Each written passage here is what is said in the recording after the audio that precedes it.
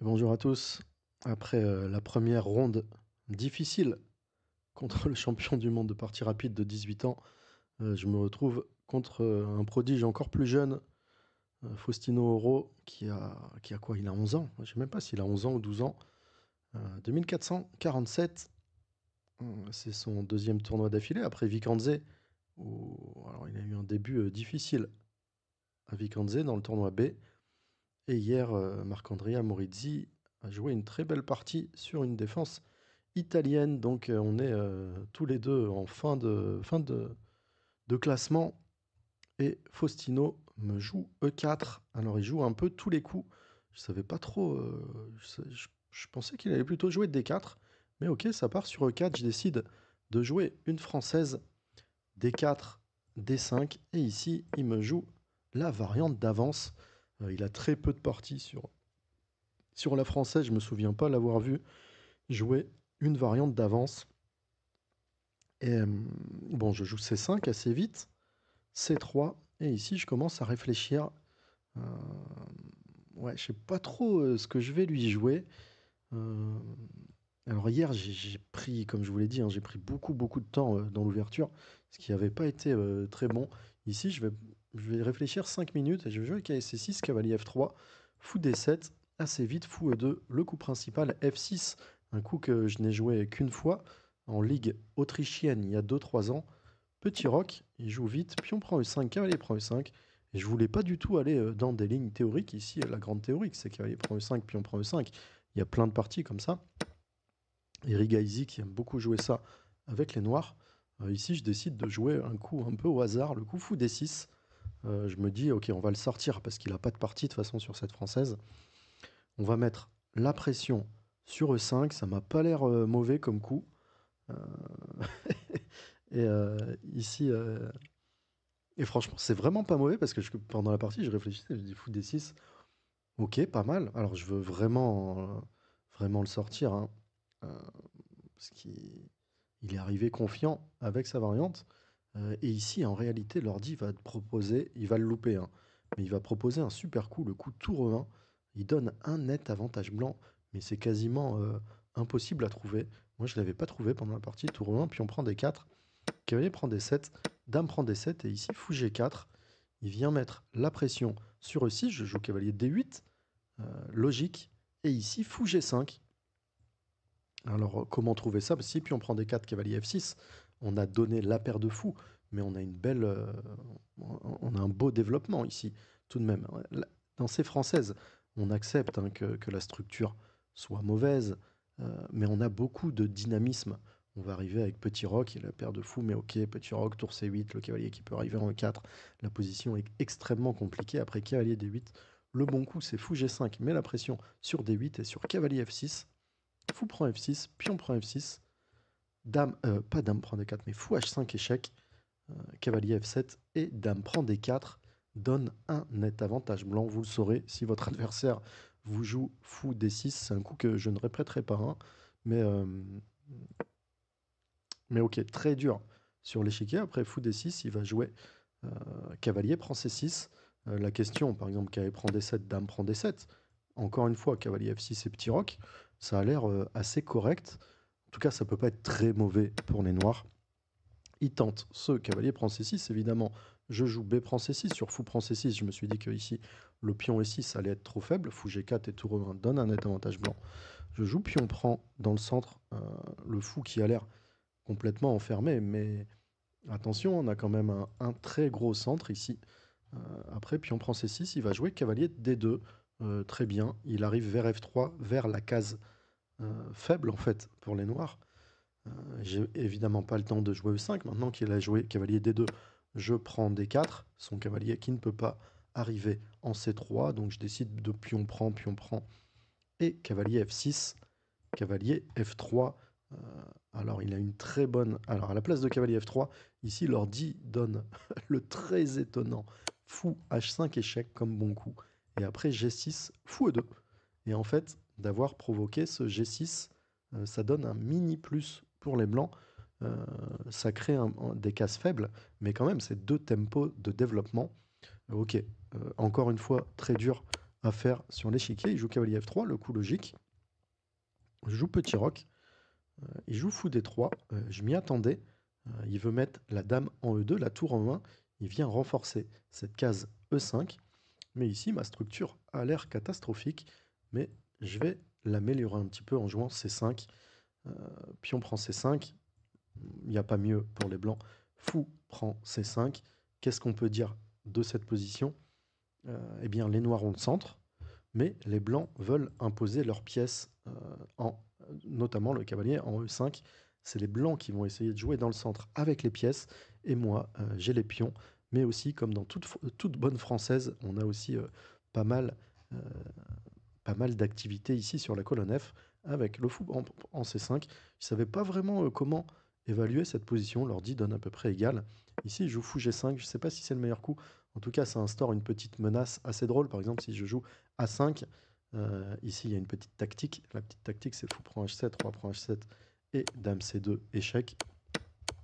Fou G5, c'est un coup plutôt pas mal. Je fais dame B6, très logique. Je me sors du clouage et je viens mettre une pression sur F2. Il joue dame E2, il renforce cette case de 5, il empêche aussi les cavaliers E4. D'ailleurs, j'ai quand même pensé au coup cavalier E4 ici, mais après, fou prend, pion prend, dame prend E4, fou C6. On joue complètement le dynamisme. Dame prend E6, échec, roi H8. Je me suis dit qu'après fou E3, j'allais certainement faire nul, mais je n'avais absolument aucune chance de gain. Et encore, c'est les noirs ici qui doivent prouver la nulle, puisqu'on va se retrouver peut-être avec un pion en moins quand même. Donc après dame E2, j'ai pas trop le choix. Je joue dynamique. On n'a pas envie de jouer tour A8, parce que ça aussi, c'est des choses hyper importantes dans cette position. C'est que dès que je vais jouer tour A8, il va mettre le cavalier en E5. Sur cavalier E5, je dois être prêt à jouer le coup fou E8. Mais ici, on voit la tactique, la dame en E2, le fou en E3, on voit cette case F4, et je joue H6. Évidemment, on fait reculer son fou. H6, très bon coup. Et je m'attends à fou H4 pour cavalier H5. Ici, j'avais calculé une variante, bon, qui est plutôt... Il faut regarder ces coups comme cavalier E5, parce que c'est les coups principaux, mais cavalier E5, ça perd à cause de cavalier F4, dame G4. Et ici, fou E8. Évidemment, cavalier F4 menace cavalier prend E2 échec. Sur cavalier prend D7, c'est cavalier prend E2 avec échec intermédiaire. Donc cavalier prend D7 ne va pas du tout. Et sur dame G4, fou E8, on vient menacer fou H5 avec une position déjà gagnante. Donc je m'attends à fou H4, cavalier H5. Et ici, par exemple, sur fou G3, cavalier prend G3, H prend G3, tour F6, suivi de tour F8. On va mettre une pression sur ce pion F2. Et notre roi est un peu faible, mais son roi aussi. La position est compliquée. Moi, j'aimais bien ce type de position, en tout cas pour aujourd'hui. Il y a aussi le coup G3, mais sur le coup G3, j'avais l'embarras du choix, parce que maintenant, le fou, il est très en danger. Il revient pas vers G3 et vers cette case 5, donc je peux même revenir en F5, mais évidemment j'avais le coup G5 qui était également intéressant, quoi qu'ici il y a cavalier prend, mais ok, cavalier F6 pour sur cavalier E5, G7, G5. Donc je joue H6 et ici il va jouer un excellent coup, il va me jouer fou D2. Et je lui avais pris un petit peu de temps, hein. J'étais à quoi? À 55 minutes dans cette position, et lui à peu près une cinquantaine ou 45 minutes. Après, fou des deux. Et ici, je vais planter, planter, planter, planter. Euh, je vais vous expliquer pourquoi. On va déjà, le coup que j'avais envie de jouer au tout départ, le coup fou E8, pour fou H5 est complètement contré. Il y a un super coup ici pour les blancs. Vous pouvez mettre sur pause et essayer de le trouver. Mais le super coup après fou E8, c'est B2, B4. Et ce pion E6, j'ai pas de fou D6, dame prend E6, échec. Et sur fou prend, dame prend, il y a dame prend E6. Fou E8 ne va pas. Premier petit problème. Je calcule rapidement cavalier E4. C'est pas le coup où j'ai été profondément en premier, mais ok, je vous montre celui-là, cavalier E4, fou prend, pion prend, dame prend E4. Au tout début, je me suis dit dame prend B2. Ok, j'ai ça en réserve, ça va être nul facile. Tout d'un coup, je vois qu'il y a peut-être le coup fou E3 ici. Ah, quand même, ici, c'est moi qui vais devoir souffrir un petit peu. Mais non, je trouve ce super coup dame B4 qui propose l'échange des dames. Je vais pas lui laisser un super cheval en E5 en échangeant en E3. Tout ça, ça va pour les noirs. Je vois aussi le coup tour à C1. Et tout d'un coup, c'est quoi mon idée ici? Sur fou prend H6, G prend H6, dame G6, échec. J'ai dame G7. C'est quoi mon idée? C'est ça. Mais avec les blancs, tout d'un coup, je joue tour AB1. Ici, si je suis obligé de revenir en F6, il va être un petit peu mieux grâce à sa structure. Et sur dame prend A2, il y a fou prend H6, extrêmement fort, qui donne un net avantage blanc. Donc ouais, j'ai pris un petit peu de temps aussi pour cette variante qui ne va pas. J'ai calculé évidemment dame prend B2 et c'est là-dessus que j'ai été le plus longtemps.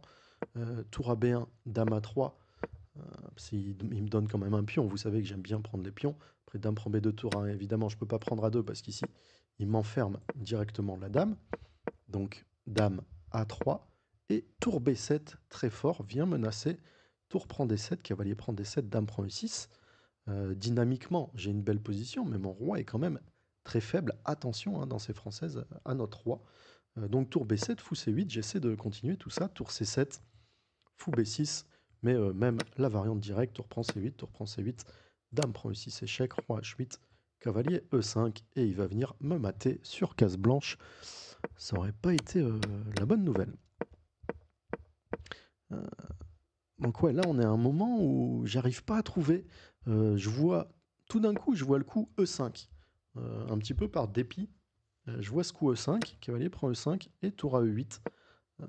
Puisque maintenant, si cavalier prend D7, tour prend E2, cavalier prend B6, tour prend D2, et je pense que c'est bien pour moi parce que je vais attaquer F2. Il n'a pas de cavalier D7. Je pense que je suis bien ici après ce E5, mais malheureusement, après cavalier prend E5, tour à E8, je vais trouver le très fort coup fou C3, vient protéger E5 si les noirs jouent D5, D4, fou D2. Et j'ai plus cette diagonale, j'ai plus ce clouage, il va défendre son cavalier par F2, F4 et une superposition. Et après fou C3, si cavalier G4, maintenant j'ai plus le tour prend D2. Il se trouve qu'en fait ici, après cavalier G4, cavalier prend D7, tour prend E2, fou prend E2, alors cavalier prend B6, je prenais F2, mais ici après tour prend E2, fou prend F2, il y a une nulle assez miraculeuse pour les noirs, c'est cavalier prend F2, cavalier prend B6, et à vous de trouver la nulle maintenant. Après cavalier prend B6, la nulle c'est cavalier D1 échec sur roi H1, tour prend F1, fou prend F1, cavalier F2, roi G1 avec un échec perpétuel. Bon, c'est pas facile à trouver sur l'échiquier, à en être sûr en tout cas, et j'avais clairement aucune chance de gain, donc de toute façon ça allait pas. Et il me restait évidemment le coup cavalier G4. Alors j'ai mis un point d'exclamation, mais je sais pas si ça le vaut. Alors toujours, pour renforcer la case de 5, c'est bien sûr le premier coup que j'ai envisagé, mais malheureusement j'ai loupé après ce cavalier G4. Alors je vois que s'il fait fou C3, tour à 8, ça va. Évidemment, j'ai refusé cavalier G4 à cause de H3. Et ici, je cherche tour prend F3 par exemple, puisque si dame prend F3, j'ai cavalier E5. Dame E2, cavalier prend D3, dame prend D3, fou B5. Une des premières variantes d'ailleurs que j'ai vues. Et ici, ça va. Je suis pas mieux, mais ça va pour les noirs. Mais après tour prend F3, je vois G prend F3.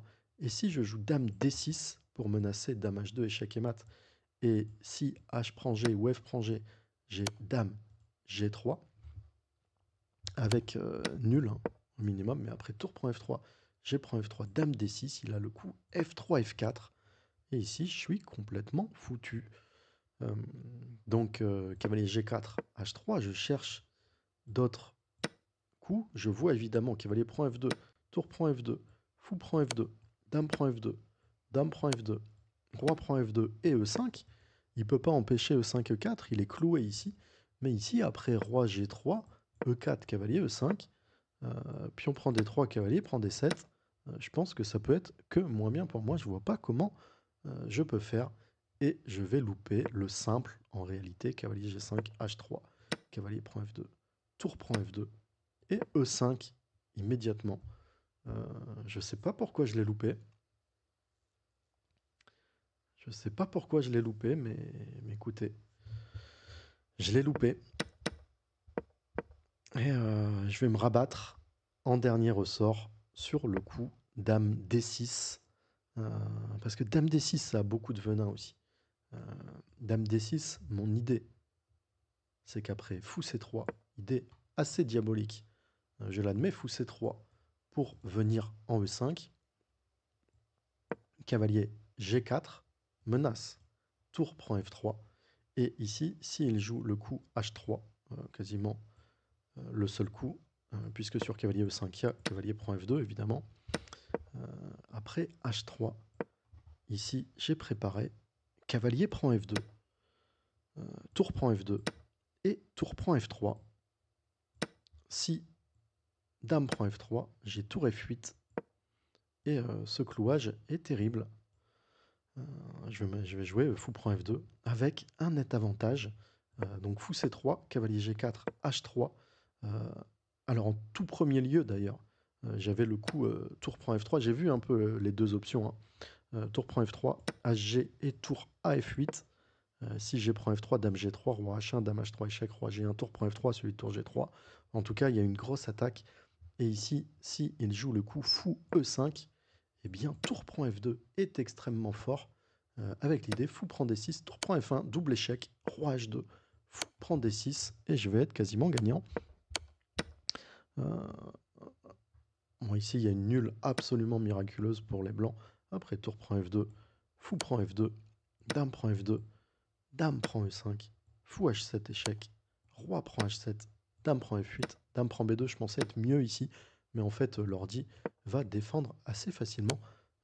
Bon, bref, j'avais l'embarras du choix en fait après ce fou C3, cavalier G4, H3,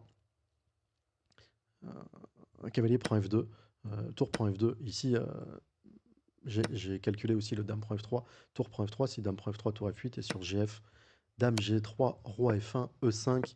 J'en étais pas sûr, mais l'ordi préfère largement les noirs ici. Je pense que je l'aurais trouvé s'il avait décidé de jouer le fou C3 après dame D6.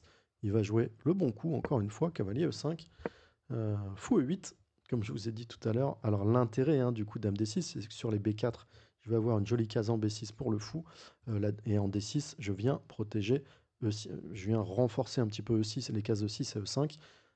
J'avais les menaces cavalier G4 et maintenant sur cavalier E5, comme je vous ai dit tout à l'heure, sur tour A8, cavalier E5 on n'a pas, mais là cavalier E5 je contre avec fou E8. Mon idée c'était que sur fou C3 de jouer fou H5. Alors attention, il n'a pas joué fou C3, fou H5, G4, c'était extrêmement intéressant. Ici il y avait un piège quand même et je pense qu'il a loupé. Après cavalier prend G4, cavalier prend G4, tour F4. Ici les blancs gagnent grâce au contre clouage cavalier F6 suivi de dame prend H5. Mais bon, G4, je peux jouer fou E8 avec une position compliquée parce qu'il vient s'affaiblir quand même. Je vais avoir de temps en temps essayer peut-être des cavaliers E4 ou des choses. En tout cas, après fou E8, il va jouer plus tranquillement le coup fou E3. Plutôt un bon coup puisque si dame prend E5, fou prend C5.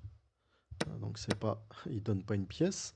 Bon, il veut me provoquer D4 pour que si mes pions là, avec un pion D4, ma structure elle est complètement, il n'y a rien qui va. Donc je vais jouer les bons coups après fou E3, fou prend E3, dame prend E3, cavalier D7. Je viens contrer sur cette case de 5 mon roi qui était un peu faible. Ça va, là je repousse son cavalier. S'il part, je vais jouer E5 évidemment. Donc après cavalier D7, il joue cavalier prend D7. Fou prend D7, je dois vous avouer qu'ici, il me restait même pas un petit quart d'heure. Il avait à peu près 25 minutes, si je dis pas de bêtises. Je voyais pas trop ce que j'allais faire ici après tour F1. Et je vais jouer un bon coup, je vais jouer dame B6. Je vais rentrer en finale. J'aime bien dame B6. Et, et là, il va commencer à me donner des petites chances avec le coup dame prend B6. Pas terrible ce coup parce qu'après A prend B6, ma tour devient active et pas seulement. C'est que ce pion tient complètement les pions B et A. Il va avoir beaucoup de mal à se créer un pion passé. D'ailleurs, il joue simplement le coup A3. Et regardez cette finale. J'ai le centre, j'ai une case magnifique en D6. Ce pion qui tient les deux pions, une majorité. Oula, je me suis dit, on va jouer quelques coups ici. Je joue roi F7. Pas le meilleur, l'ordi va préférer directement le coup G7, G5. Mais je commençais à sentir qu'il était fébrile avec ce dame prend B6 à 3. Et donc, en fait, je me suis dit, je vais le laisser jouer F4. Comme ça va me permettre de jouer G7, G5 sur son pion F et d'avoir un gros centre ensuite. Mais après roi F7, c'était tout de même F4 qu'il fallait jouer. Sur G5, il avait le bon coup F5, puis on prend F5 et tour E5. Mais bon, je pouvais simplement jouer roi F6 et essayer de miner ce pion F4 un peu plus tard avec G7, G5. Il aurait quand même dû tenter ça avec tour AD1 pour G5. Bon, compliqué, pas facile à défendre, mais il va choisir une défense passive avec F3. Ouais, mais F3, mon roi arrive au centre, roi E7, roi F2, G5. Cette fois, j'empêche même H4. On voit que ce pion B contrôle B2, A3 et H6, G5 contrôle ces trois pions. Il n'y a plus qu'à avancer le centre. Je joue G5, roi E3, E5, roi D2, roi D6 et l'ordi qui donne un net avantage après tour AC1. Je vais jouer un excellent coup ici. Alors c'est un coup facile, hein, mais excellent. Je vais jouer G4. Regardez, si FG, je vais avoir deux pions passés liés. Donc après G4, il va jouer un coup passif, fou E2, pour jouer GF, GF. Ici, j'ai le temps. Et regardez l'harmonie de toutes les pièces. Et la troisième, qui pour l'instant ne sert pas à grand chose, et bien boum, tour A4. La tour qui arrive en quatrième. Ici, il va jouer tour F1, il va jouer un petit peu passivement. Mais bon, après, par exemple, tour C3, tour D4, échec, roi E3, G prend F3, G prend F3, tour H4, tour B3. Ici, par exemple, le coup D4, simplement, il n'y a rien qui va sur roi D2, B5. S'il prend deux fois, il va perdre F3, enfin, il va perdre H2, F3. Une position très difficile pour les noirs, mais il aurait dû quand même tenter tour C3 d'essayer de s'activer un peu. Il joue tour F1, je fais tour D4, échec, roi E1, G prend F3, G prend F3, tour G8, le pion F qui est extrêmement bien défendu. Eh bien, je prends la colonne, je menace un fou H3, il va jouer tour F2, il me rend un petit peu la vie facile ici. Tour G1, échec, fou F1, il fallait quand même rejouer tour F1, mais ici, tour F2, c'était vraiment la gaffe de trop. Parce qu'après tour G1, si tour F1, euh, tour G2, tour F2, ici je peux rentrer avec tour prend F2, roi prend F2, tour D2, attaque B2, suivi de fou B5 par exemple, B3, fou B5, tour E1, tour B2. On vient provoquer le B4 et ici la finale de pion, elle est complètement gagnante. Alors je peux jouer D4 pour gagner, mais typiquement quand on calcule un peu tout ça, on voit que cette finale de pion, elle est gagnante aussi, parce qu'il ne peut pas se créer deux pions passés à l'aile dame, le pion B qui tient les deux pions. Après tour G1, il va jouer fou F1, et ici, à vous de trouver le meilleur coup pour les noirs. Et le meilleur coup pour les noirs, c'est bien sûr fou B5, ce fou et cette tour qui enferme complètement le roi E1, et la tour F2, c'est complètement foutu. Il va jouer B4, et un petit coup d'attente, fou A6, on tient même la case C8. Tour C3, allez, plutôt un bon coup de défense. Plutôt un bon coup de défense. D'ailleurs, si je jouais, par exemple, s'il essaie de s'activer avec tour C8, ici j'avais le coup E4 qui gagnait immédiatement. Si pion prend, tour prend E4, roi D2, tour prend F1, et je menace E3. Il n'a pas de tour E8, bon, c'est complètement foutu. La seule erreur que je ne dois pas faire, c'est de jouer E4, pion prend E4, tour prend E4, échec et roi D2. C'est pour ça qu'il essaie de garder la tour en C1. Il vient protéger ce fou F1 par cette tour. Mais j'attends, tranquille, B4 x6. Alors j'ai très peu de temps à la pendule, mais j'essaie d'être précis. Mon idée après fou A6, c'est qu'il joue tour B1 pour menacer B5 et ici gagner un tempo avec fou D3 sur la tour. Et par exemple, alors tour D1, ça va jamais parce que j'ai fou prend F1, tour prend D4 et fou C4 échec, suivi de pion prend D4. Et s'il vient sur la case C1 ou A1, je vais jouer B6, B5 et je contrôle ses pions, on garde le statu quo, il est complètement fermé, il est complètement zugzang de l'autre côté. Donc après fou A6, mais il va jouer tour C3, il se défend assez bien, je fais fou C4, cette fois sur A4, eh bien je transfère dans une finale de tour complètement gagnante. Celle-là, elle est extrêmement facile à gagner, puisqu'après tour A3, j'ai tour B2, suivi de roi C5, c'est comme abandon. Donc après fou C4, il fait tour C2, je joue B5 évidemment, tour C1, il attend les E4, mais j'attends H5, et après tour A1, je trouve pas... Je sais pas pourquoi, tour D3, j'essaie de trouver une petite défense pour lui, et du coup, quelle pièce n'est pas en jeu? C'est le roi. On va... Eh bien, on arrive roi E6, A4, pion prend A4, tour prend A4, roi F5, tour A5, de toute façon, il ne peut pas bouger, roi F4, B5, attention, il veut venir en B6 et maintenant que le roi est très actif, je vais jouer tour D3 qui gagne tout de suite. Je me demande d'ailleurs, est-ce que ça c'était quand même gagnant? Mais ça donnait quand même de sacrées chances, c'était son idée. Si je prends tout en F1 suivi dans F3, il joue tour A3 échec, il gagne un temps suivi de tour B3. Et ouais, et l'ordi qui donne nul ici. Ouais, logique. Enfin, évidemment, je n'aurais pas joué ça, mais il avait cette petite idée tactique. Évidemment, après B5, j'ai joué tour B3, tour D3, B6, tour B3. Je viens gagner le pion, je menace tour B1. Il est toujours enfermé avec ses cases et fou. C'est un peu... ça me permet de souffler un petit peu après cette première partie très difficile, une petite finale. Ouais, elle était pas... j'étais pas très frais quand même. Mais est-ce que en commentaire, vous pouvez lâcher un petit ouf, euh, juste un petit OUF quoi, ouf, parce que ça fait longtemps que j'avais pas gagné une partie et c'est pas facile de gagner une partie. Euh, Elle était assez intéressante quand même, mais en finale, ouais, il m'a laissé le champ libre, hein. Et demain, ça continue. Je joue encore, alors pas si jeune, hein, mais je joue le numéro 1 belge, Daniel Darda, qui a fait deuxième du championnat d'Europe à Petrovac. Ouais, vous savez, là où j'étais à 3 places de me qualifier à la Coupe du Monde. Eh bien, c'est mon adversaire de demain qui a fini à la seconde place et qui a même pas la 20, s'il a la vingtaine, il n'a pas plus, hein. Il doit avoir 19 ou 20.